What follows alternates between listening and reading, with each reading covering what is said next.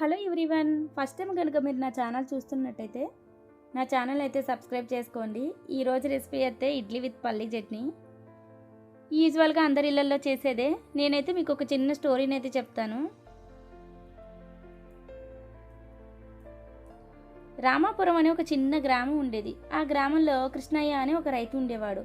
ఆ రైతుకి లక్ష్మి అనే ఒక భార్య, రాము అనే చిన్న కుమారుడు ఉండేవాడు. వాళ్ళ ఇంటి ముందు ఒక పెద్ద వేప చెట్టు ఉండేది. ఆ వేప చెట్టు వేసవికాలంలో అందరికీ మంచి నీడనిస్తూ చల్ల గాలినిస్తూ ఉండేది. ఆ చెట్టు ఆకులు రాలి పడిపోతూ ఉన్నప్పుడు వాళ్ళ భార్య తిట్టుకుంటూ ఆ ఆకుల్ని అంతా ఊడుస్తూ చేసేది. ఒకరోజు కృష్ణయ్య చూశాడు. నీకెందుకు ఇంత కష్టము? ఈ చెట్టు లేకపోతే నీ పని ఈజీ అవుతుంది కదా, ఇల్లు కూడా శుభ్రంగా ఉంటుందని చెప్పి ఒకరోజు కోపంతో ఆ చెట్టుని నరికేశాడు. కొన్ని రోజుల తర్వాత వేసవికాలం వచ్చింది. సూర్యుడు మండిపోతూ ఉన్నాడు. అప్పుడు అతనికి తెలిసింది ఆ చెట్టు విలువ. ఇప్పుడు ఇంటి ముందు నీడ లేదు, చల్లని గాలి కూడా లేదు అని బాధపడుతూ కూర్చున్నాడు.